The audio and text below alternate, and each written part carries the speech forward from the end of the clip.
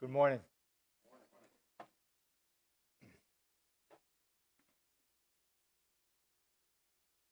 We're in the middle of, not in the middle of, we're beginning a new worship service series, God.com. When you look at the early church, there's no doubt that they were connected to God. They experienced a strong sense of connection. Look with me at Acts chapter 2, verses 42 through 47.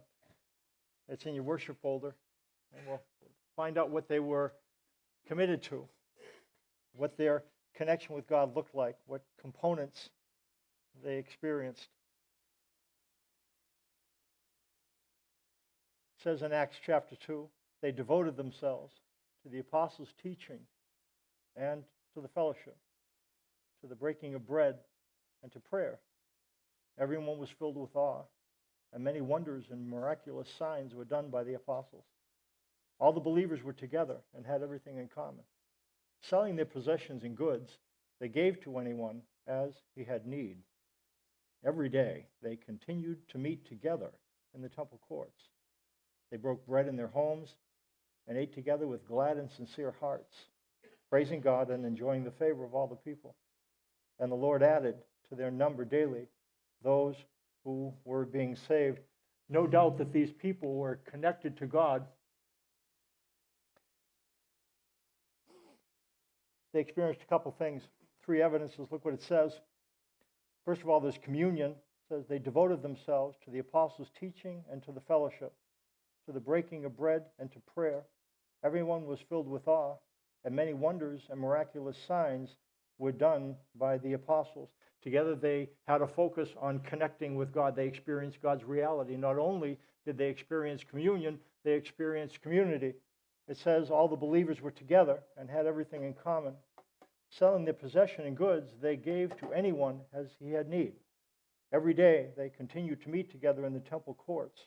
They broke bread in their homes and ate together with glad and sincere hearts, praising God and enjoying the favor of the people. You really have the sense that this is a community that was connected to one another. They experienced connection with God and connection with one another. They experienced communion and community. And these things led them to experience commission as well. It says, and the Lord added to their number daily those who were being saved. Communion, community, commission. The components of a group that's connected to God. The wording calls attention to the strength of their connection. It says they devoted themselves to these things, and they devoted themselves to a couple of things. The word devoted means to remain connected to. It's a strong connection to someone or something. To be devoted is to grab onto something and not let go of it. And so it suggests staying power. There's things that they wouldn't let go of. They devoted themselves to these things. They hung on to them. And the things that they devoted themselves to, there's four things. It says the apostles' teaching. The apostles' teaching. And what these things seem to indicate, these are part of a Christian worship service. So it might mean more than that, but the apostles' teaching and the sharing or the fellowship, the breaking of bread and prayer, these were four elements of a Christian gathering. And it really just might be saying they devoted themselves to the Christian gathering they experienced together. But they hung on to it. It meant something very significant to them. And it began these meetings, and this is a possible interpretation of why choose these four things. It would begin with the apostles' teaching. And again, we have a bunch of Bibles. But imagine then at that time, Jesus had taught a lot of things and had taken the first half of the Bible, the Old Testament, and had really made a switch. Now, not contradicting, but the God of the Old Testament, the Old Covenant, the God of the New Testament, the New Covenant, same God, different covenant. And so there's a difference there. And so the apostles were the ones that had been taught by Jesus, and they understood. There weren't a lot of places you could go to get real good information. They were in the heart of ancient Judaism. So they went to that place that they could get good information, the apostles' teaching. And that's first, the fellowship. And by the fellowship, it literally just means the sharing. And it could mean a couple of things. At these gatherings that they would experience on a regular basis, at least a weekly basis, they would have apostles teaching where they would talk about the truth of what Jesus said and the truth of what God was doing in the world. And then they shared food together. So it was a meal. We'll do it in a couple of weeks. Talk about the potato bar. But they did this on a regular basis, and it really just might be referring to that. They would teach, and then they would sit down and eat together, share food with one another. Or it might be the sharing of goods. And again, within a context like this, these meetings happened in homes, and which is kind of why we're talking about God.com. How do we experience God? We experience God in community, but little communities. I think that's how communion happens. It happens here, but we can't sit down and talk and eat on a regular basis. Well, share things with one another. And that's, with the early church, it was met in living rooms. It was smaller groups than what we experience today. There were no real church structures. They went to the temple daily, and that was a communal place. It was a place to hang out, but in terms of their weekly Christian gathering, it would meet in homes. And they would do the apostles' teaching, begin with that. Then they would have the sharing of food. In fact, it was this that Paul was criticizing the church in Corinth for.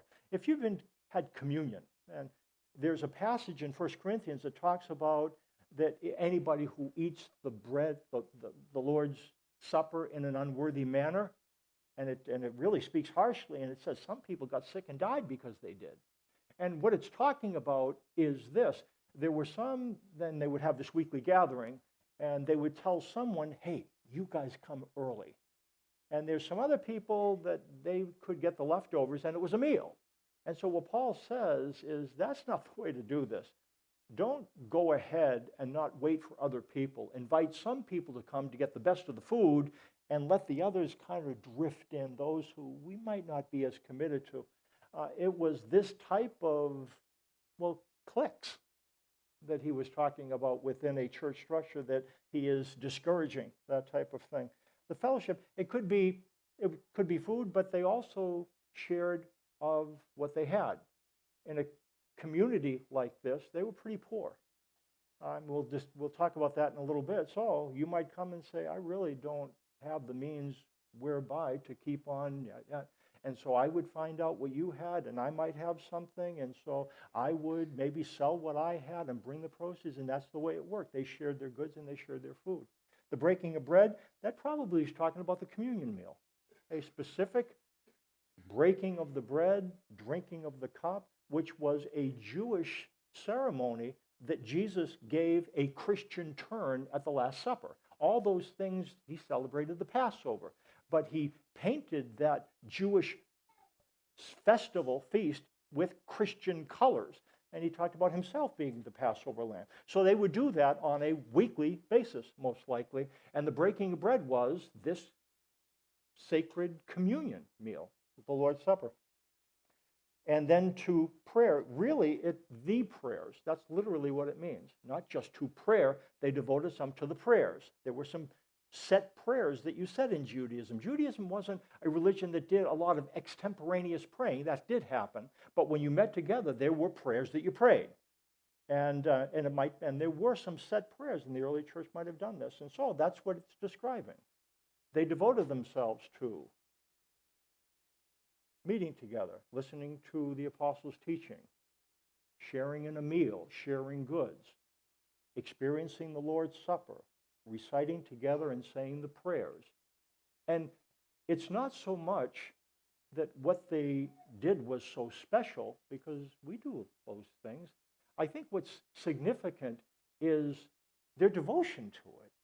They held on to these things. They were really important to them. And I guess, why didn't they let go? Why didn't they let go of these things? I think there's a number of reasons.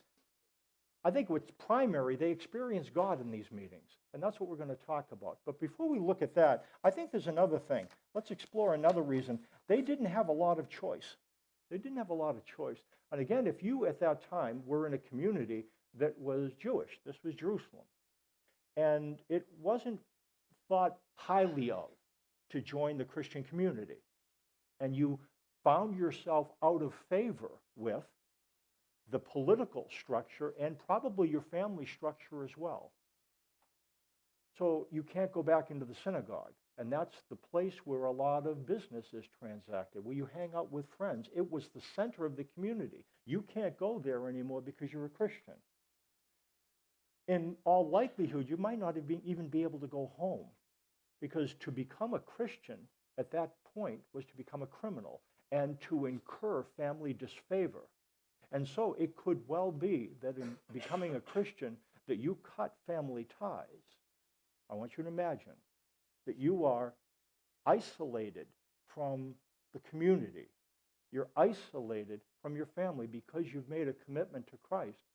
And what are you going to do? You know what you would do? You would hang on very tightly to getting together with other people who were in a similar spot. And that's the sense of commitment that they had to the fellowship. I think, would you agree, leaving leads to cleaving. Leaving leads to cleaving. If you're told, get out of the synagogue, if you're told, get out of the home, you are going to come to that meeting with a greater degree of commitment and desperation. Do you understand what I'm saying? The social reality determined that you would do so. Today, when you make a commitment to Christ, it really falls upon you and upon your will to follow through. In that time, if you were baptized and publicly declared yourself to be a believer, it wasn't just a matter of your will that would help you be committed. If I am the guy who is at the door of the synagogue and you want to waltz into the synagogue, I'm going to help you to control, because I'm going to say, you, stop. Now, you got baptized, didn't you? And you're a follower of that Jesus. You are not welcome here. And so what you had to do at that point, you had to shuffle away. And again, you were ostracized. You were excluded. You were isolated. And again, what are you going to do? You're going to go to that place where you're welcome. Where is that? The Christian gathering. You're not only going to go there, you're going to become committed to it. You understand there was a natural protection for involvement. If you're isolated from everywhere else, you're going to cling to that place. Judaism has survived because of the strength of family connection. To be severed from family was deeply impactful. I've told you about this before. I remember a girl whose name was Linda, and she was Jewish. The University of Pennsylvania was 60% Jewish. And I met Linda. I was a junior when I started to get involved in the Christian fellowship on campus, and she was a freshman. She had made a commitment to Christ, I believe, in the fall of my junior year. And then we thought that was kind of neat, and we got to know Linda. And then towards after spring break, in fact, I think it was, we didn't see her around anymore. And we started to ask what happened to Linda. I think she was from Florida. And what we learned is that her parents had gone to a cemetery and buried her in effigy. They had taken things representing her, placed them into a casket, put them into a ground, and had a service. Said, you are no longer our daughter. You no longer have anything to do with us. Now, she could have done one of two things. She didn't have a Christian community in Florida. If she had been at the University of Pennsylvania, she might have been able to hold out because she would have had people to go to. She had no one to go to. She was in Florida. She had no other friends. And what she ended up doing, said, take that thing out of the ground. I'm not going to follow Jesus anymore.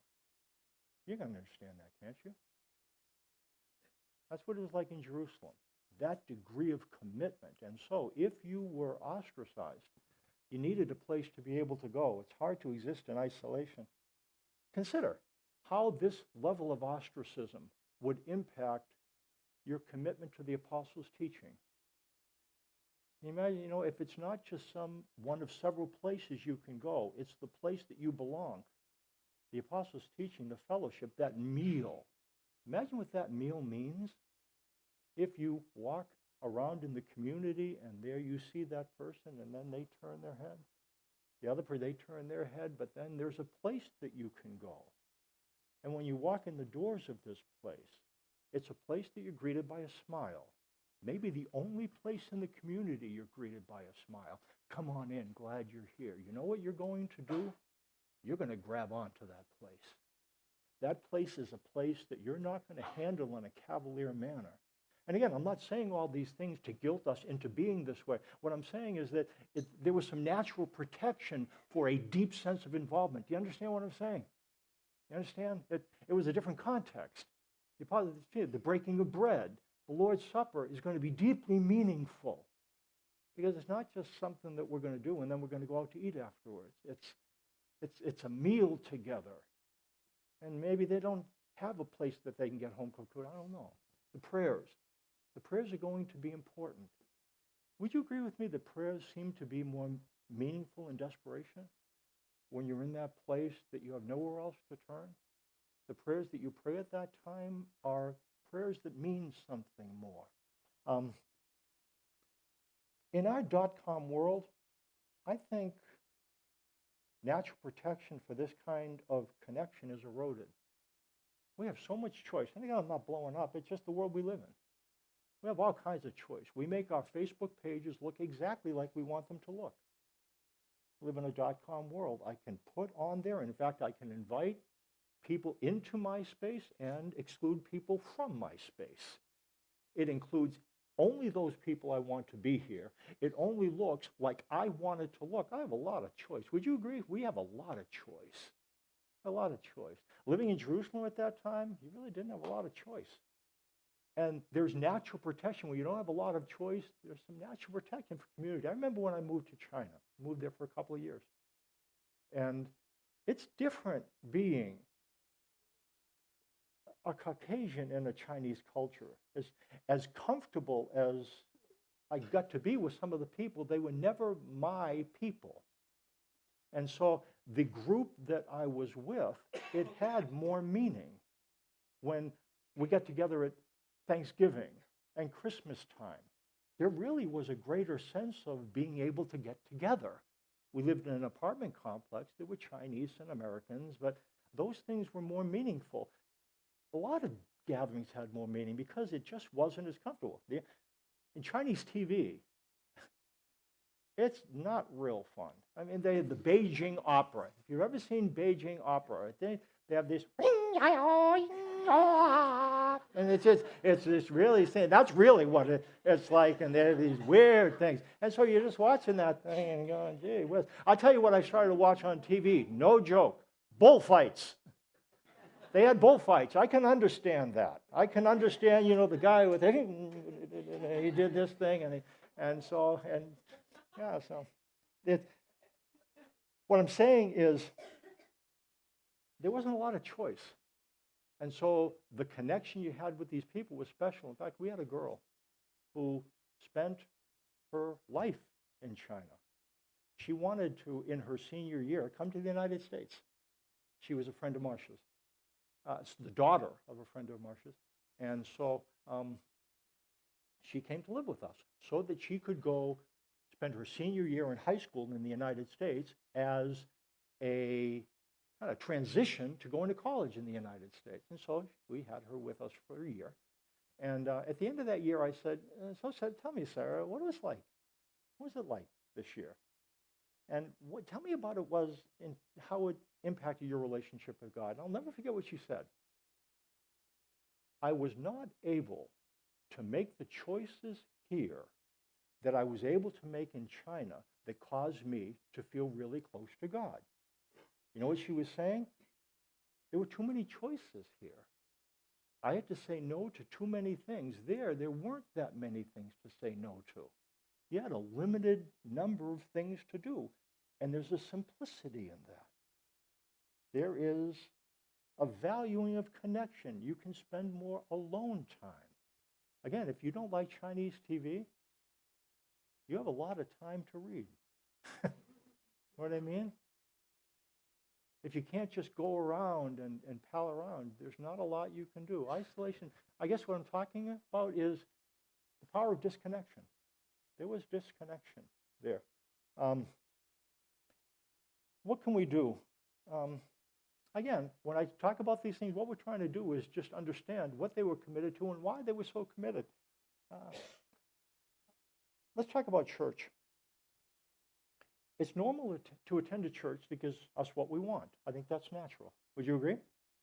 You attend a church that gives me what I want. But that's not what the early church was about. It was a place, they didn't have a lot of choice. And again, I think choice is okay, but it can be problematical, can it? Would you agree with me? And again, I'm not just an observation. If we go to a church, and it's natural, and I do the same thing, in which I want what I want. So if you give me what I want at church, I might stay. And again, this is not being critical. But you know what the problem with that is, as I look at the Bible? It's come on in and be catered to. But you know what the Christian message is? Go out and give up your life. Do you understand what's happening? Go out and don't be catered to. Don't get what you want, but come in and get what you want and be committed to Christ. But then you go out and that doesn't work, does it? When we look at the trajectory of the church in America, which I think dare say, there's more people going to church, but less people acting Christianly. Would you buy that? Would you buy that? Huh. And it's not, maybe it's the commitment to the thing. That's what the early church was able to experience. Talk to Joel, and in terms of youth ministry, there's some studies that have been done about individuals who are in high-powered youth ministries. Lots of fun, lots of ding, ding, ding, ding, ding, lots of good things. And yet, when you check in with them 10 years later, they've found other ways to have fun. And so church becomes just another thing they left with their high school letter sweater because it was just fun. And now there's other ways to have fun. You know, that catered to my needs, but there's other ways. And again, I'll give some affirmation to Joel and Doug Hare, Amanda Bethke, Tammy and Terry Nordstrom, those who work with students as well. There's a lot of real fun curriculum out there that are snappy and jazzy, and Joel uses it every once in a while. But what they do, get this, they go through the Bible. Can you imagine that? They actually study. Now, am I right or wrong here? Do you actually hear from the Bible on a Wednesday night? Do you study the Bible? I know because I know the series he goes through. And the reason why he does that is so the kids would have a familiarity with the Bible. They did once they were talking about different youth ministries, and they were talking about they don't even really study the Bible. And why would he do that? So that 10 years from now, they can look back on youth ministry as not just being fun. We actually had a Bible and that was our curriculum. I think that's good. And it takes commitment. The Bible's not always fun and jazzy, but long term. I do think in terms of how we apply this, here's what Paul says. Look what he says in Philippians 4. I've learned to be content, whatever the circumstances. I know what it is to be in need, and I know what it is to have plenty. I've learned the secret of being content in any and every situation, whether well-fed or hungry, whether living in plenty or in want. I can do everything through him who gives me strength. He learned the secret of contentment. I've learned to be content whatever the circumstances. That's what he says. I know what it is to be in need. I know what it is to have plenty. I've learned the secret of being content in any and every situation. You know what contentment comes from? We tend to think that contentment comes from stuff. I can do all things through him who gives me stuff. I've learned the secret of being content. I can do all things through him who gives me stuff. That's not what it says. I can do all things through him who gives me strength. He gives me strength. Where do you get the strength to be content? What's the secret of being content? Would you agree with me? If we could market contentment, if we could put it in a tablet pill form, we could make a killing, couldn't we? Would you agree with me? Everyone on the planet is looking for contentment. Would you agree with me? Now, they might look in different places for different things, but everyone is looking for contentment. And you know what Paul is saying? I've learned the secret of being content. And here's the contentment he's talking about. In any situation, whether well-fed or hungry, whether living in plenty or in want, can you imagine a contentment that isn't dependent on you having what you want? Can you imagine that? A contentment that's not based on having what you want? A contentment that's there when your cupboard's full or empty? Where do you learn a contentment like that? That's what Paul is talking about. I talked to a friend, and he is going through recovery, trying to shake a nasty addiction. He gets free from it, gets pulled back in. Been in a number of different types of facilities, some really nice. He went into a facility for a longer period of time that wasn't as nice. There were spiders. He hates spiders. He had to deal with spiders. And you know what ended up happening in this place? Very significant. He was there long enough, and it wasn't a real fun program. Talking to him, and he said, you know what? I learned to get over being irritated with spiders. And you know what he said? I don't want to go back to that place, but I learned that I don't need to have what I want. And you know what he expressed? Liberation. Because what he said used to be that when I didn't have what I want, I would pop a pill. I would use. Don't have what I want, use. And you know what? He was in this place that he had to learn to base contentment on something other than a pill. And you know what's possible? It's possible. It's possible to learn that. That's what I've learned the secret of being content. God leads us into wilderness places. You know what a wilderness is? It's a place where sometimes you have what you want and sometimes you don't. A wilderness is a place where there's desert or oasis.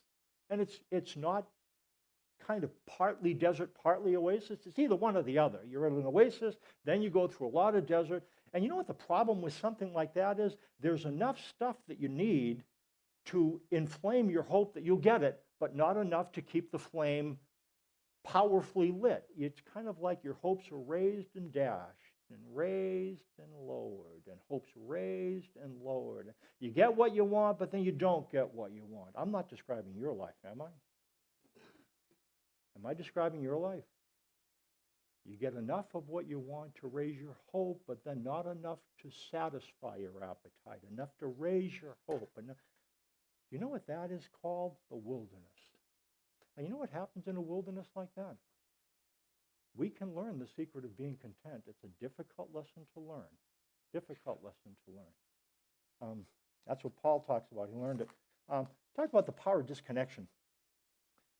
Think as well, there's the power of connection as well.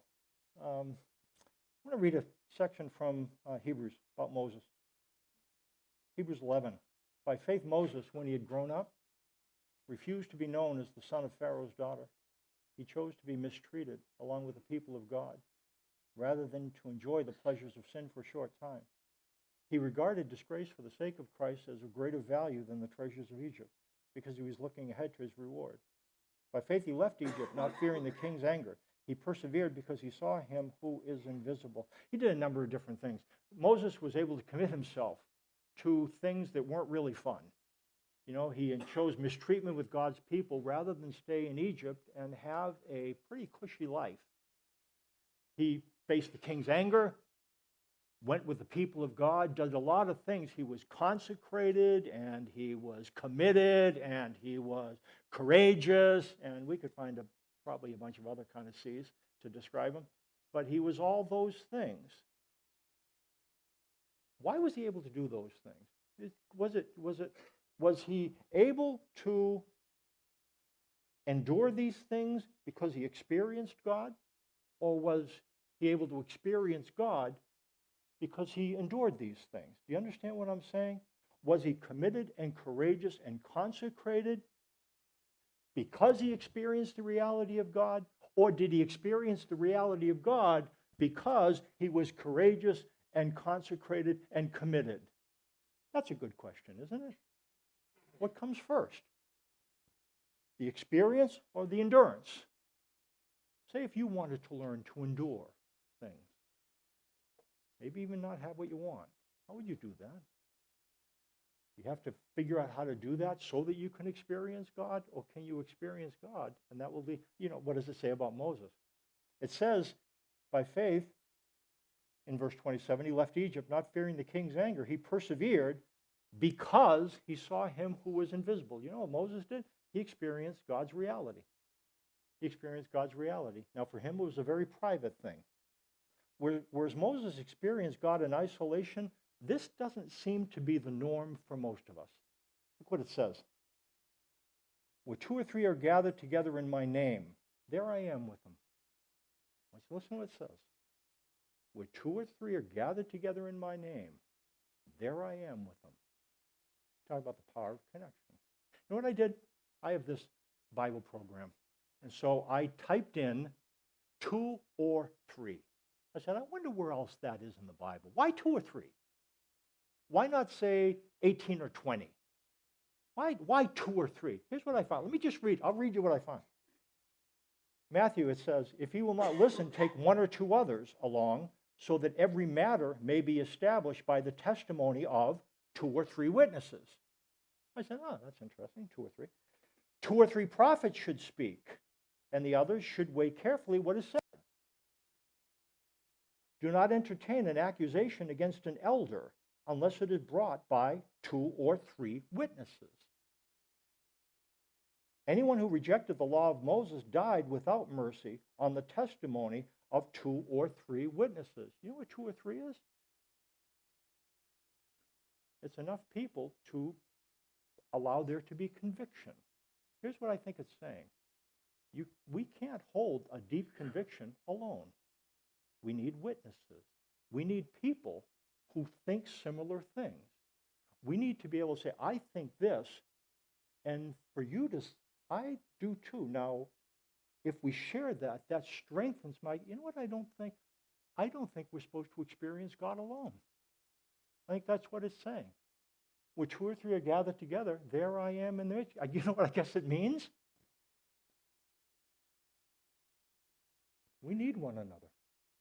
God does not reveal himself to us in isolation. Now, he does, but we're not supposed to live alone. We need to know that others believe the same thing that we do. Remember Linda? Linda at the University of Pennsylvania? I wonder what would have happened if she had found out at school of what would happen and she was in a meeting. And I wonder what would have happened if she had shared, you know what? My family just buried me in effigy. She left school, by the way. We didn't get to see her after that. I wonder what would have happened if we were in a living room. And she said, I need to read this letter. My parents just buried me in effigy. I wonder what would happen if somebody would say, I remember when my folks told me to get out. It's tough to feel on the outside of family.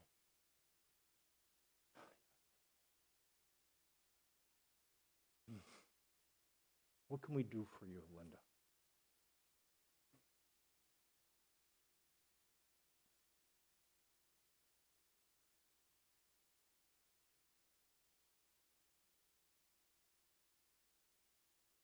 You know what would have happened? She would have experienced God in that community. Communion. Together. What would have happened? I don't know. She might have been strengthened. Now, God has his ways. I think it would have been a different experience. It's hard to be isolated, isn't it? And going through something difficult. I don't think there's conviction without community. I don't think it's possible to experience something deeply in isolation. Don't think so. Not possible to experience God's love in isolation. Look what it says, last passage. For this reason, I kneel before the Father, from whom his whole family in heaven and on earth derives its name. I pray that out of his glorious riches he may strengthen you with power through his Spirit in your inner being. That seems personal, doesn't it? See, there is connection on a personal basis, that you would receive power through his Spirit in your inner being. There is a you and him component, but look what it goes on to say. So that Christ may dwell in your hearts through faith. And I pray that you, being rooted and established in love, may have power, together with all the saints, to grasp how wide and long and high and deep is the love of Christ, and to know this love which surpasses knowledge, that you may be filled to the measure of the fullness of God.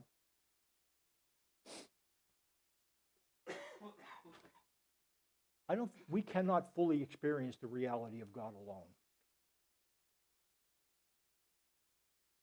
We cannot fully experience the reality of God alone. We cannot fully experience the reality of God alone. It's not like a website, not like a private search, not like connecting with God on the internet, just you and him. Now that's important. And I guess, and I'm not saying this to come down with some kind of guilt thing on the far end. We're just trying to look at what's real biblically, and this seems to be what's real. That there's power of disconnection and power of connection. Now I will say, it wouldn't make much sense to raise a need and then not to at least create an opportunity to meet it. That's what life groups are going to be. Now we have a couple different kinds. We have grace groups that go through, they're very biblically based, biblically oriented, a lot of looking, not a lot of sharing. Now for some, that really works. For others, it doesn't work as well. Looking for a place that might be a little bit more relational. You come together, and what life groups are going to be, there's going to be questions that are taken from the Sunday morning message. That's what it's going to be. Applying the Sunday morning message, some questions. So that's what you do. So it won't be the apostles' teaching. Well, maybe. No, I'm just kidding. It's just going to be talking about things and applying them. Teaching, fellowship, sharing. Sometimes there'll be food, sometimes it won't. There's communion there, but the communion of sharing and prayer. And it's going to meet in, not Sunday morning, other times during the week, different groups around. It's not going to be a big splash. Talk about Joel, how he wants to do this thing. He goes, it probably starts slow, small. Maybe a couple groups, maybe more than a couple groups, don't know. That's what we're going to talk about on a couple weeks, on November 3rd, about how this is going to do. We'll have potato bar, and on that morning, we'll talk about commission and life groups, so that when you can eat, you don't have to hear somebody going, yeah. You can eat and enjoy one another. We'll talk about what life group is going to be like in that morning as part of the message. But we're going to create an opportunity for us to experience God. Joel, come on up. I'm going to do a closing song. Talk about communion, something we experience with him, with one another. And next week, Joel is going to talk about community. And then the following week, Joel and I will talk about commission. Let me pray for us.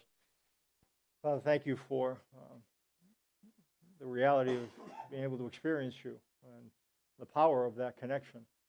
Sometimes it comes on the far side of disconnection. We find ourselves on the far side of places that we once belonged and don't belong anymore. And not always so, but sometimes that's the case. It certainly was the case in the early church, less so now. Not quite so black and white. And there are some advantages to that and disadvantages. I don't know what we do with this, but we do desire to experience you. And so, and that involves community. I pray that we would make steps in that direction. It doesn't have to be life groups. That's certainly one place, but there's other places to connect with others. I pray that those connections would become meaningful, honest, authentic, places where we can know truth and where we can become more authentic followers of you, who express their faith and love. Thanks for your purposes, and you're really good at accomplishing them. Accomplish them in our lives and through this place. In Jesus' name, amen.